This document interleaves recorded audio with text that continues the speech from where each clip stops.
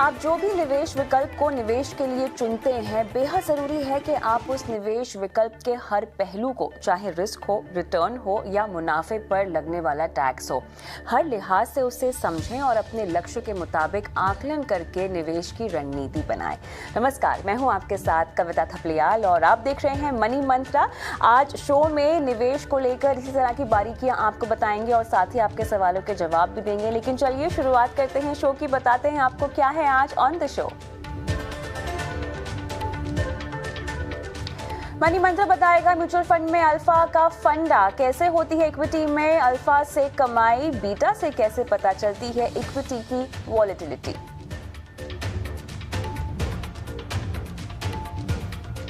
बाजार में एक साल के लिए निवेश करना कितना बड़ा रिस्क होगा आपके पैसों के साथ, समझिए बाजार में लंबी अवधि के लिए निवेश का फायदा आज मनी मंत्रा पर।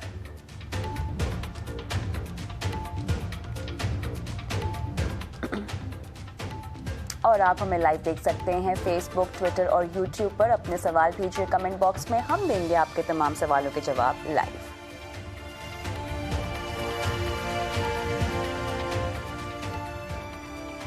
तो चलिए शो की शुरुआत करेंगे। मिलाते हैं आपको हमारे आज के मेहमान से। आज हमारे साथ complete circle capital private limited के को फाउंडर क्षितिज महाजन जुड़ गए हैं। क्षितिज, गुड इवनिंग, स्वागत है आपका मनी मंत्रा में। और आज हम थोड़े टेक्निकल लेकिन बहुत ही आम कॉन्सेप्ट पे बात करेंगे। इक्विटी म्यूचुअल फंड में अल्फा का अक्सर जिक्र आता है और म्यूचुअल फंड में आपकी कमाई का एक ये पैमाना है। इससे ये पता चलता है कि आपको अपनी स्कीम से कैसे रिटर्न मिल रहा है। ये बताता है कि आपका निवेश फायदे में है या नुकसान में है। आइए यहाँ निवेश के इस अहम वेरिएबल के बारे में हम जानते हैं। क्षितिज, तो अल्फा, अक्सर हमने देखा है कि फंड मैनेजर्स या जब भी निवेश को लेकर कोई चर्चा होती है तो इस बात का बहुत जिक्र होता है। आसान भाषा में मुझे समझाएं कि अल्फा का मेरे इक्विटी निवेश से क्या नाता है। बहुत बहुत शुक्रिया और सीजन ग्रीटिंग आपको और सभी दर्शकों को।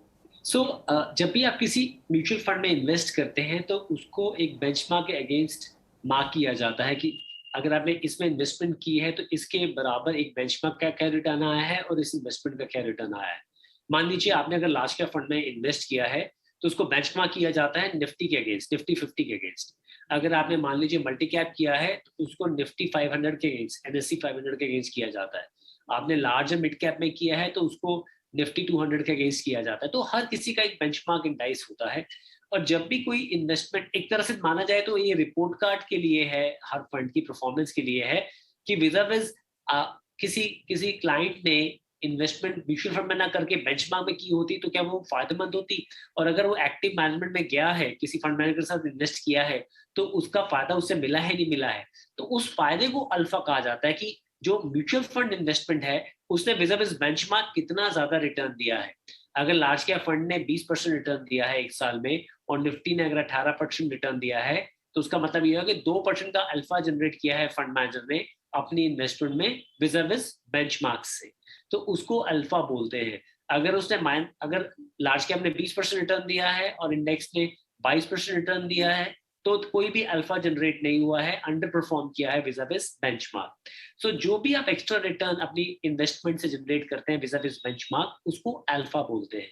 और ये एक बहुत महत्वपूर्ण पैरामीटर है जब आप कोई भी फंड की परफॉर्मेंस एनालाइज करते हैं। सो विज़ एक फंड दूसरे फंड से क्या दे रहा है वो तो हर स्ट्रेटजी डिफरेंट हो सकती है, पर जिस बेंचमार्क के अगेंस्ट उसे मार्क किया हुआ है इंडाइस के अगेंस्ट, क्या उसे आउट परफॉर्मेंस कर पा रहा है नहीं कर पा रहा फंड मैनेजर, ये बहुत इंपॉर्टेंट पैरामीटर है, इसको अल्फा बोलते हैं। तो हम ये कह सकते हैं कि एक्टिव फंड्स में ही अल्फा का इस्तेमाल होता है। किस तरह से फंड मैनेजर अल्फा रिटर्न की जो कमाई की आप बात कर रहे हैं उसका असर हम पड़ते हुए देखते हैं हमारे पोर्टफोलियो पर।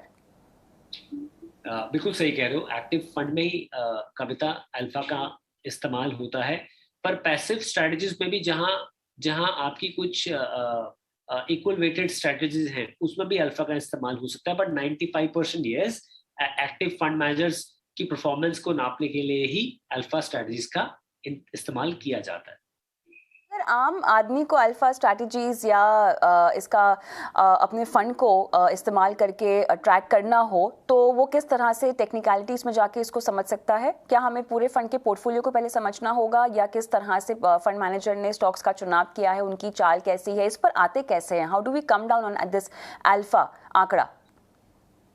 आप किसी भी हर म्यूचुअल फंड हाउस हर फंड की मंथली फैक्ट शीट रिलीज करता है। आप उसमें से जो भी फंड में आप इन्वेस्ट करना चाहते हैं उसका ट्रैक आप किसी भी पोर्टल पे या फैक्ट शीट में पिछले 5 साल का ट्रैक आप निकाल सकते हैं विज़ आपका जो बेंचमार्क है उसके ट्रैक के। तो अगेन मैं फिर लार्ज कैप फंड का ही एग्जांपल लूंगा कि निफ्टी का अगर मान लीजिए 1 महीना 2 महीना 3 महीना 1 2 3 4 5 साल का ट्रैक रिकॉर्ड क्या है और विज़ आपके फंड का ट्रैक रिकॉर्ड क्या है। एक साल बहुत छोटी अवधि रहेगी नापने के लिए इक्विटी में, बट अगर आप लॉन्ग टर्म ट्रैक देखते हैं और देखते हैं कि आपके फंड ने आपके निफ्टी की परफॉर्मेंस को आपके फंड मैनेजर ने अच्छे से बीट किया है, मान लीजिए वो 1 या 2% से ही बीट किया पर बीट किया है, तो आपके फंड का अल्फा जनरेट हुआ है। तो इसके लिए इंडिविजुअल स्टॉक बास्केट पे जाने की आवश्यकता नहीं रहेगी, पर अगर आप देखना चाहते हैं तो आप देख पाएंगे कि ज्यादातर फंड्स जो लार्ज कैप फंड आज की डेट में है, जो सेबी का मैंडेट भी है, 80% टॉप 100 स्टॉक्स में ही इन्वेस्ट करते हैं।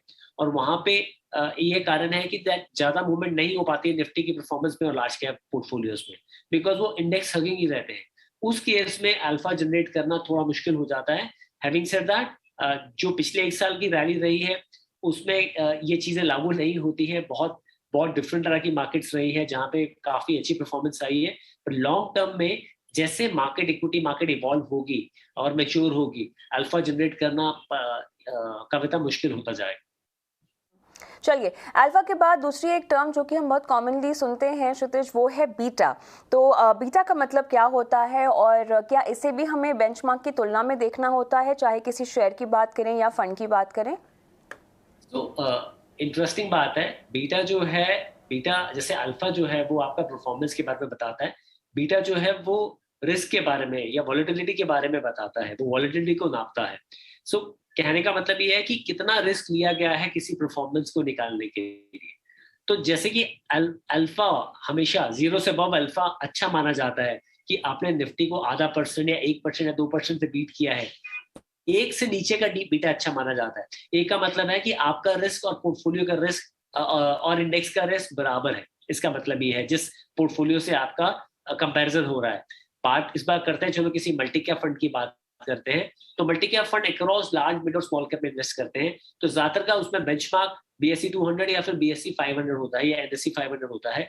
जब आप कंपेयर करते हैं कि हाँ किस तरह का रिस्क पोर्टफोलियो ले रहा है रिटर्न जनरेट करने के लिए, तो बीटा वो अनुमान लगाता है कि कितनी रिस्क वॉलेटिलिटी है पोर्टफोलियो में। और वो म्यूचुअल फंड स्कीम खरीदने जा रही हूँ क्षितिज, तो मुझे उसका बीटा देखना चाहिए या जो रिस्कोमीटर होता है म्यूचुअल फंड्स में वो देखना चाहिए? देखिए, रिस्कोमीटर और बीटा दो अलग चीज है यहाँ पे कविता। रिस्कोमीटर बताता है कि जब आप इन्वेस्ट कर रहे हैं उसका कितना क्वांटिटी ऑफ रिस्क है। द मोर वो रेट की तरफ जाता रहता है, जैसे स्मॉल कैप में आपका रिस्क पैरामीटर या सेक्टोरल फंड में बहुत ज्यादा हो जाता है, क्योंकि एक सेक्टर स्पेसिफिक होते हैं या फिर आप स्मॉल कैप कंपनीज पे इन्वेस्ट करते हैं। वही आप लिक्विड फंड की तरफ चले जाते हैं तो रिस्क को बिल्कुल कम हो जाता है, खत्म नहीं होता है पर कम हो जाता है। वो आपका एक अंडरलाइन सिक्योरिटी स्पेसिफिक रिस्क बताता है, जो रिस्कोमीटर होता है कि इस सिक्योरिटी में आपने जो पैसा लगा रखा है वो कितनी रिस्की है, चाहे वो डेट सिक्योरिटीज है या इक्विटी सिक्योरिटीज है, वो कितनी रिस्क आपके पोर्टफोलियो को दे सकती है, वो पैरामीटर बताता है। जब आप बीटा की बात करते हैं, बीटा ये बताता है कि विज़ इंडेक्स फंड मैनेजर ने या पोर्टफोलियो ने कितना रिस्क लिया है रिटर्न जनरेट करने के लिए। तो ज्यादातर वो फंड तो कम रिस्क लेके ज्यादा रिटर्न जनरेट करते हैं। मान लीजिए उनका बीटा कम है, मैं आपको एक ऐसा पोर्टफोलियो बताता हूं जहां पे मान लीजिए 0.7 का बीटा है और उसने 2% का अल्फा जनरेट किया है, तो वो एक परफेक्ट मैरिज है बीटा और अल्फा की।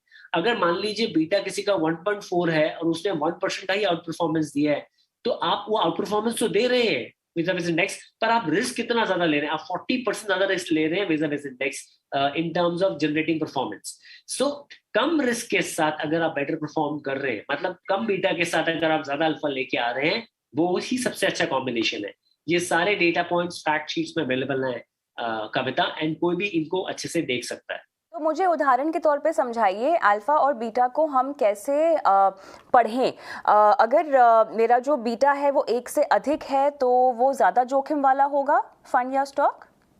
बिल्कुल सही कहा आपने, जिसका बीटा 1 से ज्यादा का है, 1 का मतलब है कि आपका बीटा और इंडेक्स जो आपका कंपैरेटिव इंडेक्स है उसका बीटा सेम है। अगर 1 से ज्यादा बीटा है, मान लीजिए कि उस पोर्टफोलियो में जोखिम ज्यादा है, अब रिटर्न आ नहीं रहा आ रहा वो तो बात की बात है, पर आप रिस्क ज्यादा ले रहे हैं उस पोर्टफोलियो में जब आप इन्वेस्ट कर रहे हैं, विज़ जिसका बीटा कम है उसमें रिस्क कम है। और ऐसा जरूरी नहीं है कि बीटा कम वाले स्टॉक्स आउट परफॉर्म नहीं करते हैं।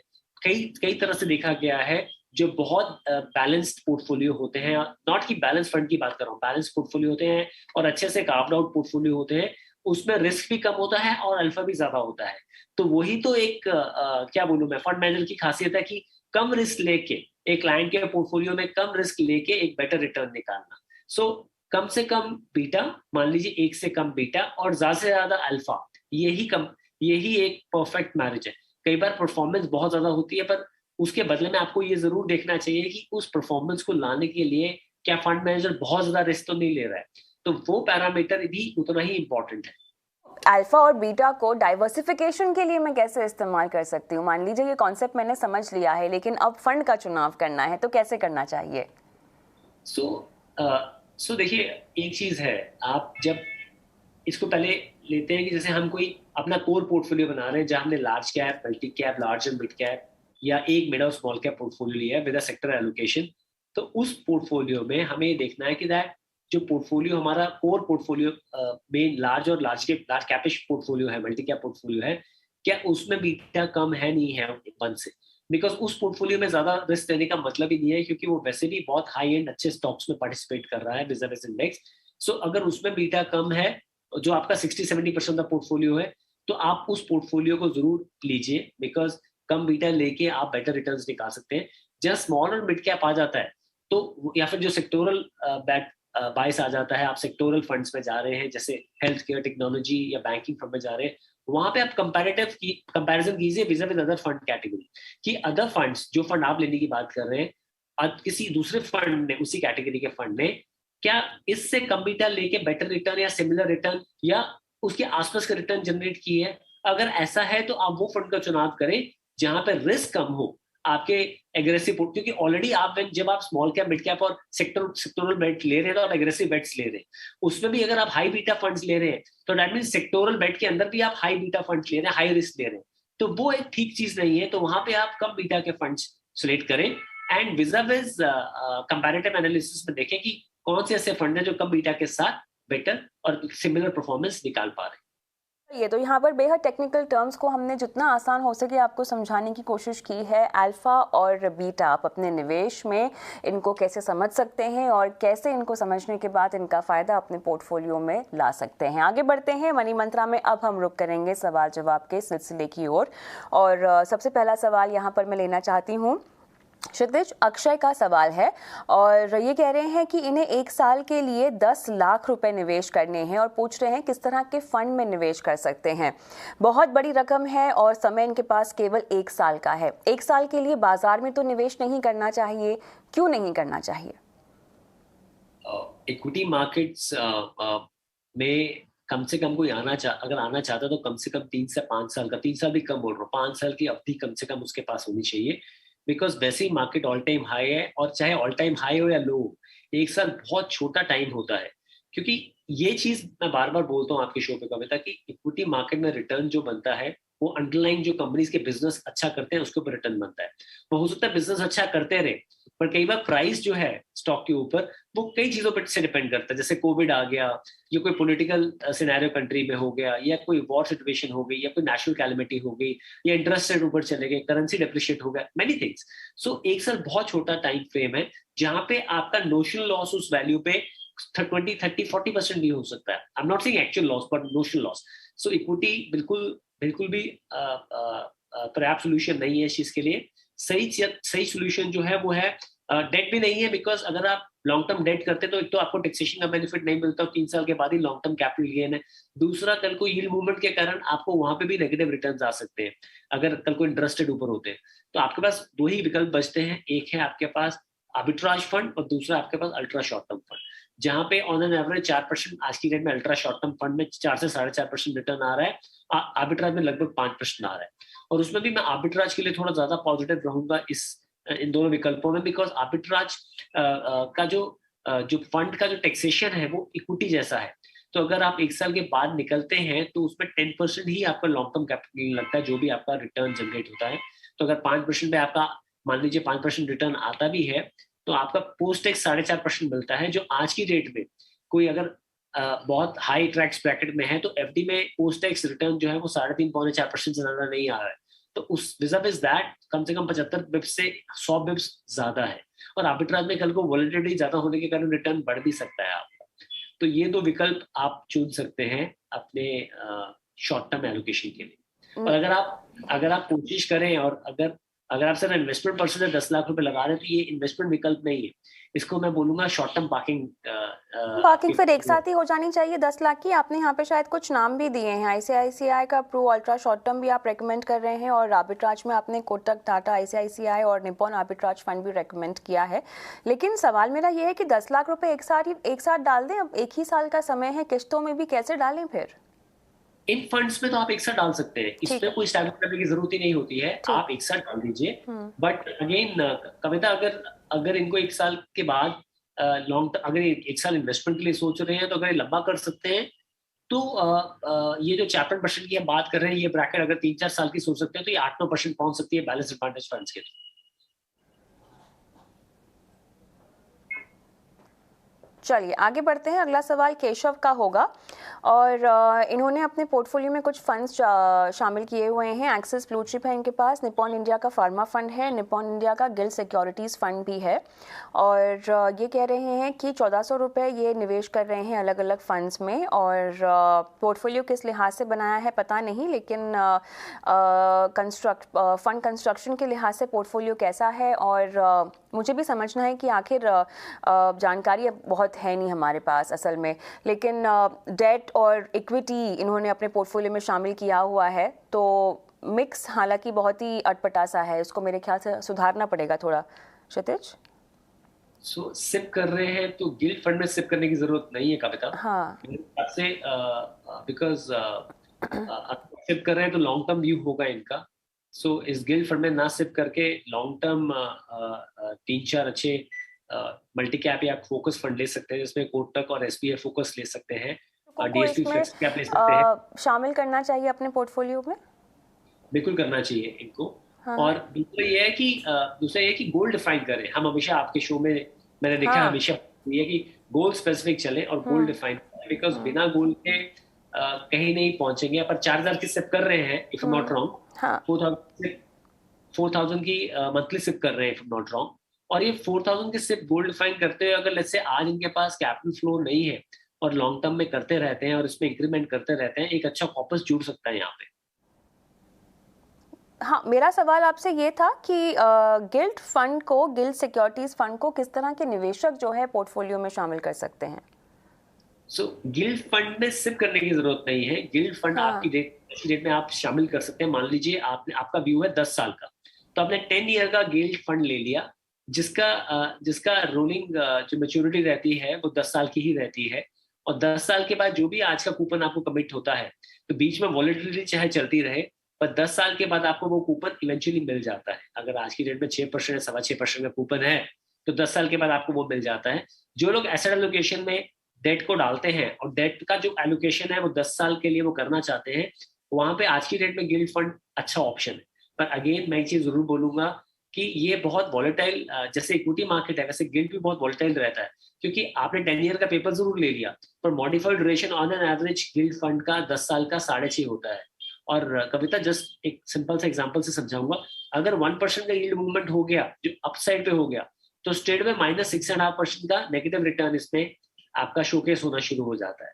तो यहाँ पे modified duration plays a very important role. तो और वो अगेन नोशनल लॉस है। अगर आप उसकी होल्ड टू मैच्योरिटी, कोई भी इन्वेस्टमेंट आप डेट में अगर होल्ड टू मैच्योरिटी करते हैं और पूरे 10 साल तक रखते हैं, अगर 10 साल का आपने इन्वेस्टमेंट किया है 10 साल के पेपर में, तो आपको जो कमिटेड आपको रेट ऑफ इंटरेस्ट है वो आपको पक्का मिलता ही मिलता है। यहाँ पर मुझे एक चीज समझनी है, जी, मुझे एक चीज़ समझनी है कि आपने इनको कहा है कि ये मल्टी कैप फंड भी पोर्टफोलियो में ले सकते हैं, लेकिन उसके साथ साथ फोकस फंड, फ्लेक्सी कैप और लार्ज एंड मिड कैप भी रेकमेंड किया है। फ्लेक्सी कैप है तो क्या मल्टी कैप डालना ज़रूरी है, और दो फोकस में से कोई एक फोकस फंड ही शामिल करें? मैंने एक्चुअली 4 फंड्स की ऑप्शन दी है, अच्छा, बट आपने अच्छा। बिल्कुल सही कहा कि एक फोकस ले लें या फिर दोनों में से एक फोकस ले लें और एक फ्लेक्सी कैप और लार्जर मिड कैप में से एक फंड ले लें। ये काफ़ी होंगे, है ना? हाँ, हाँ, ऑलरेडी 3 फंड्स हैं, गिल्ड को रहने दें, 2 और हाँ, फंड्स, 5 फंड काफी होंगे। हाँ।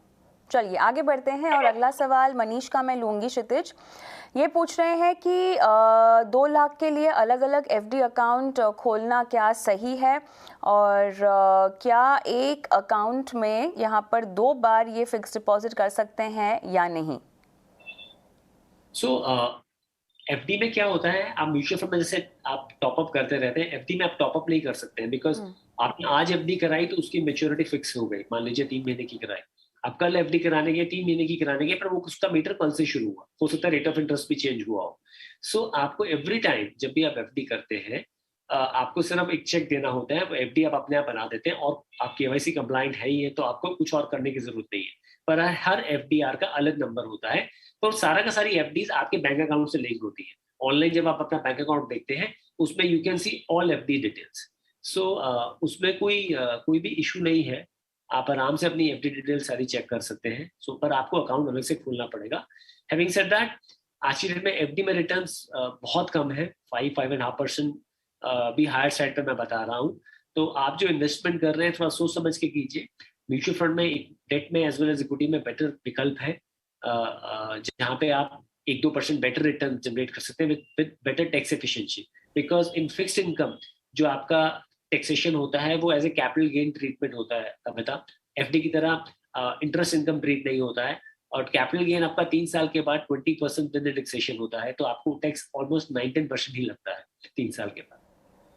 ऑलराइट, अगला सवाल रवि का होगा, और इन्होंने अपने लिए एक म्यूचुअल फंड पोर्टफोलियो बनाया हुआ है। 4,000 रुपये की एसआईपी कर रहे हैं हर महीना, 12% के रिटर्न की उम्मीद में इन्होंने 10 साल के लिए ये इन्वेस्टमेंट पोर्टफोलियो बनाया हुआ है। और क्षितिज, एक्सेस लॉन्ग टर्म है इनके पास, समीरा का टैक्स सेवर है, एक्सेस का मिड कैप है, डीएसपी का मिड कैप है, एसबीआई का इक्विटी हाइब्रिड फंड है, और एसबीआई का स्मॉल कैप भी है। और इस पोर्टफोलियो पर 12% के रिटर्न कमाने की कितनी गुंजाइश है, और साथ ही 10 साल के लिए क्या ये पोर्टफोलियो सही है या नहीं है? 2 टैक्स सेवर्स फंड, सबसे पहले तो इस पर आते हैं, क्या एक में रहें कि 2 में रह सकते हैं? एक्चुअली एक काफी रहेगा, दो टैक्स सेवर की जरूरत नहीं है।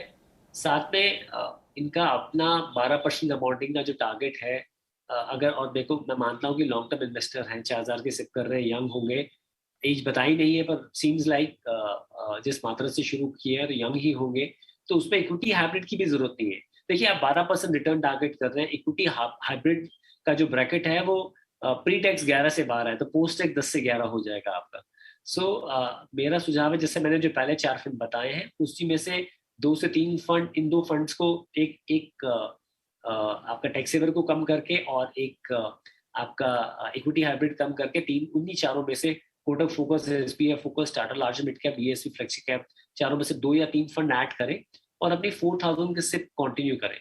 और जहां तक 12% की बात आ रही है, तो 12% पॉसिबल है इक्विटी मार्केट में, बिकॉज हमारा नॉमिनल जीडीपी उस रेट से ग्रो करेगा, और corporate India earning seems to be करेगी ग्रो। बट अगर आप इस 4,000 की मात्रा को हर साल 10% से बढ़ाते जाते हैं, मतलब इंक्रीमेंटल सिप करते हैं, तो 20 साल में कोई 18-19 लाख की अगर आप इन्वेस्टमेंट करते हैं, तो कोई 90-93 लाख के आसपास का कॉर्पस आपका इकट्ठा हो जाएगा। पर देखिए, अगर वही 4,000 की मात्रा को 10% के हिसाब से आप 30 साल तक बढ़ाते जाते हैं, ईयरली इंक्रीमेंट करते जाते हैं, तो आपका टोटल जो कॉर्पस को इकट्ठा होगा वो 4.5 करोड़ के करीब होगा, जहां पे आपने टोटल इन्वेस्टमेंट कोई 35 लाख की होगी। तो ये पावर ऑफ कंपाउंडिंग है, जितनी जल्दी आप शुरू करते हैं और थोड़ी थोड़ी मात्रा में बढ़ाते जाते हैं। पहले साल 4,000 की, अगले साल 4,400 रुपए की मंथली सिप शुरू करी, उस अगले साल 4,800 या 5,000 रुपए की सिप शुरू करी, तो ये आपका एक बहुत बड़ा कॉर्पस, कोई 5-5.5 करोड़ का कॉर्पस उनसे ही सागर बनता है, जैसे कि हम कहते हैं जितनी क्षमता हो सके उतनी शुरुआत कीजिए, उसके बाद अपने निवेश को बढ़ाते रहिए। अच्छा, आपके सभी जवाबों में एक चीज़ मैं बहुत कॉमन देख रही हूँ और सवाल भी उसी से जुड़ा हुआ है। आप फ्लेक्सी कैप कैटेगरी में डीएसपी फ्लेक्सी कैप को रेकमेंड कर रहे हैं, फोकस कैटेगरी में आप कोटक और एसबीआई को रेकमेंड कर रहे हैं, लार्ज एंड मिड कैप में आप टाटा के फंड को रेकमेंड कर रहे हैं। क्या इसकी परफॉर्मेंस से, इन तमाम फंड्स की परफॉर्मेंस से आप इम्प्रेस्ड हैं?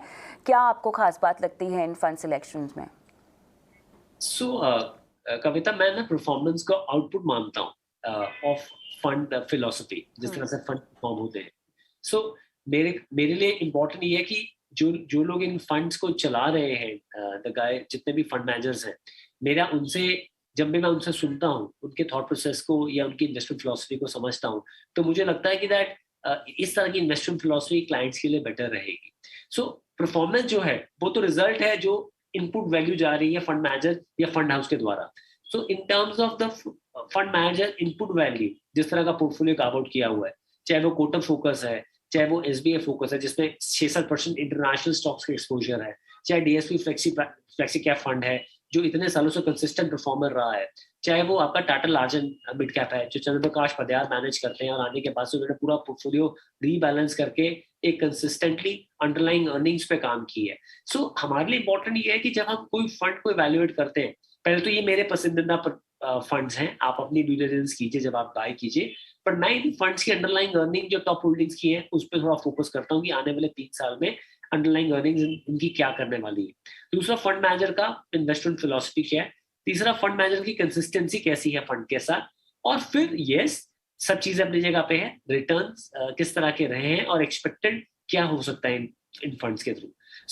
देखिए ना, फ्लेक्सी कैप में मैंने आपको एक फ्लेक्सिबिलिटी दे दी कि आपका fund manager can go anywhere, large cap, mid cap, mid cap. Focus में बहुत फोकस होकर 25-30 स्टॉक लेके काम करेगा।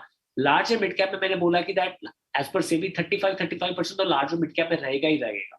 तो तीनों तरह के फंड्स दे दिए हैं और वो आपस में एक दूसरे को कॉम्प्लीमेंट करते हैं जब आप ऐसे पोर्टफोलियोज काम आउट करते हैं। चलिए, फिर से लौटते हैं सवाल जवाब के सिलसिले की ओर, और एचडीएफसी बैलेंस एडवांटेज फंड में निवेश क्या करना सही होगा?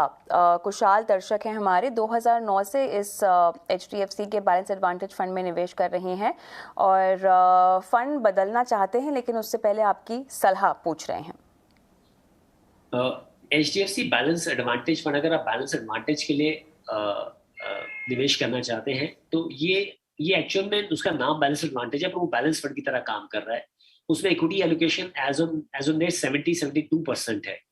अगर बैलेंस फंड कैटेगरी में आप इन्वेस्ट करना चाहते हैं तो वो फंड ठीक है, पर अगर आप बैलेंस एडवांटेज फंड कैटेगरी देख रहे हैं तो मेरे हिसाब से आप Aditya Birla balance advantage fund या एडलवाइज बैलेंस एडवांटेज फंड या आईसीआईसीआई बैफ, तो इन कैटेगरी के फंड्स आप देख सकते हैं, इनमें से कोई भी फंड चूज कर सकते हैं।